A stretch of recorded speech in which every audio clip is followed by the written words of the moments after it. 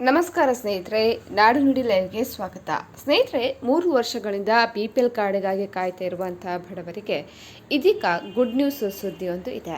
ಇದೀಗ 7.76 ಲಕ್ಷ ನಕಲಿ ಪಡಿತರ ಚೀಟಿ ಪತ್ತೆಯಾಗಿದ್ದು, ಸರ್ಕಾರ ಇದೀಗ ಮಹತ್ವದ ನಿರ್ಧಾರವನ್ನು ಕೈಗೊಂಡಿದೆ. ರಾಜ್ಯದಲ್ಲಿ ಕಳೆದ 3 ವರ್ಷಗಳಿಂದ ಹೊಸ ಪಡಿತರ ಚೀಟಿಗೆ ಅರ್ಜಿ ಆಹ್ವಾನಿಸಿದ ಕಾರಣ ಲಕ್ಷಾಂತರ ಅರ್ಹ ಬಡವರು BPL ಸೌಲಭ್ಯಗಳಿಂದ ವಂಚಿತರಾಗ್ತಾ ಇದ್ದಾರೆ.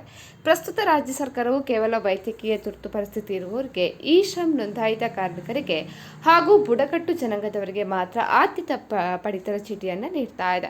ಇದರ ಜೊತೆಗೆ ರಾಜ್ಯದಾದ್ಯಂತ ಬರೋಬ್ಬರಿ 7.76 ಲಕ್ಷ ಪಡಿತರ ಫಲಾನುಭವಿಗಳನ್ನು ಕೇಂದ್ರ ಸರ್ಕಾರ ಪತ್ತೆ ಹಚ್ಚಿದೆ. ರಾಜ್ಯದಲ್ಲಿ ಲಕ್ಷಾಂತರ ಬಡವರು BPL ಕಾರ್ಡ್ಗಾಗಿ ಕಾಯ್ತಾ ಇದ್ದಾರೆ. ಆದರೆ ಸರ್ಕಾರ 2022ರ ಬಳಿಕ ಹೊಸ ಪಡಿತರ ಚೀಟಿಗೆ ಅಧಿಕೃತವಾಗಿ ಅರ್ಜಿಯನ್ನು ಕರೆದಿಲ್ಲ.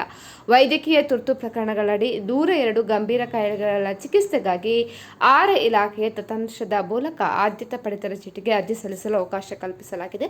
ಆದರೆ ಉಳಿದಂತೆ ಸಾಮಾನ್ಯ ಬಡವರು ಗ್ಯಾರಂಟಿ ಯೋಜನೆಗಳು ಸೇರಿದಂತೆ ಸರ್ಕಾರದ ವಿವಿಧ ಸೌಲಭ್ಯಗಳನ್ನು ಪಡೆಯಲು ಸಾಧ್ಯವಾಗದೆ ಸಂಕಷ್ಟ ಎದುರಿಸ್ತಾ ಇದ್ದಾರೆ. ಈ ನಡುವೆ ಆಹಾರ ಇಲಾಖೆಯು ಇದೀಗ ಪಡಿತರ ಚೀಟಿಗಳನ್ನು ರದ್ದುಗೊಳಿಸಿದ್ದು, ಅಂತ್ಯೋದಯ ಅನ್ನ ಯೋಜನೆ 10,47,080 ಕಾರ್ಡ್ಗಳು ಈಗಾಗಲೇ ರದ್ದುಗೊಂಡಿದೆ. ಇನ್ನು ಆದ್ಯತಾ ಪಡಿತರ ಚೀಟಿ 1,14,38,886 ಕಾರ್ಡ್ಗಳು, ಇನ್ನು ಆದ್ಯತೆಯೇತರ ಪಡಿತರ ಚೀಟಿ 29,71,601 ಕಾರ್ಡ್ಗಳು. ಇನ್ನು 2025ರ ಅಂತ್ಯದ ವೇಳೆಗೆ ಹೊಸ ಆದ್ಯತಾ ಕಾರ್ಡ್ಗಳಾಗಿ ಸಲ್ಲಿಕೆಯಾಗಿರುವಂತಹ 3,36,982 ಅರ್ಜಿಗಳ ಸ್ಥಳ ತನಿಖೆಯನ್ನು ನಡೆಸಿ ಅರ್ಹರಿಗೆ ಕಾರ್ಡ್ ವಿತರಿಸುವ ಪ್ರಕ್ರಿಯೆ ಕೂಡ ಈಗಾಗಲೇ ಪ್ರಗತಿಯಲ್ಲಿದೆ. ಇನ್ನು ಒಂದೆಡೆ ಅರ್ಹರಿಗೆ ಕಾರ್ಡ್ ಸಿಗ್ತಾ ಇಲ್ಲ, ಮತ್ತೊಂದೆಡೆ ಅನರ್ಹರು BPL ಸೌಲಭ್ಯವನ್ನು ದುರ್ಬಳಕೆ ಮಾಡಿಕೊಳ್ತಾ ಇದ್ದಾರೆ.